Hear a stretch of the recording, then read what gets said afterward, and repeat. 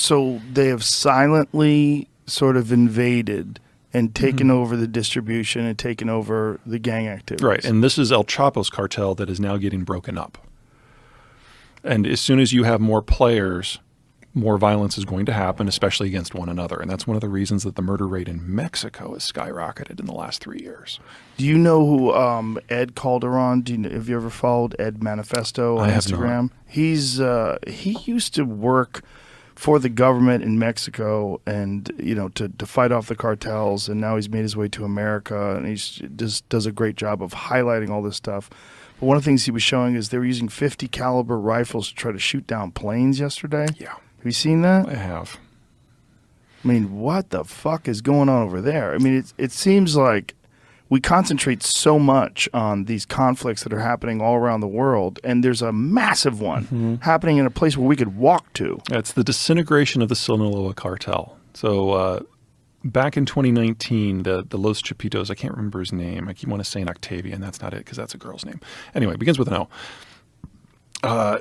He was captured in 2019, and they weren't able to get him out of town fast enough. So all of his homies basically got together with assault weapons and descended upon the police units that did it, and they were forced to let the guy go. Yeah, I remember that. This time, they were able to get him to the airport fast enough, and he's already in Mexico City. So there was a clash, but not nearly to the degree that we had a couple of years back. Look at this here. Oh, yeah.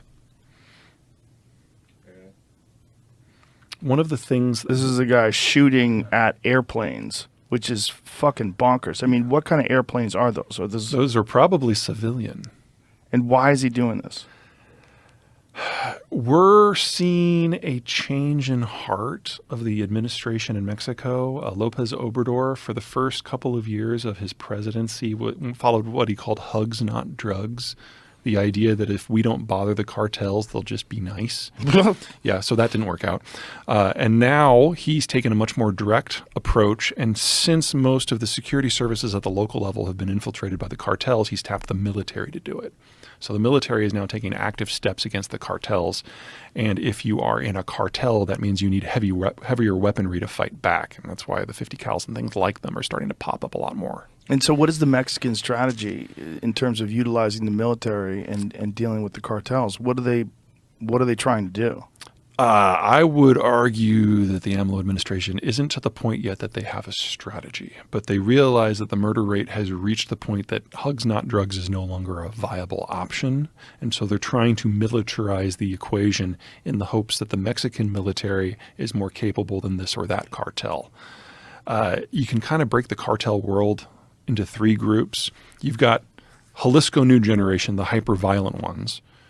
You've got the Los Chapitos and the associated groups that are what's left of Sinaloa. They're the most capable ones for smuggling drugs. That's where the money is. And so that is where AMLO seems to be focusing his efforts.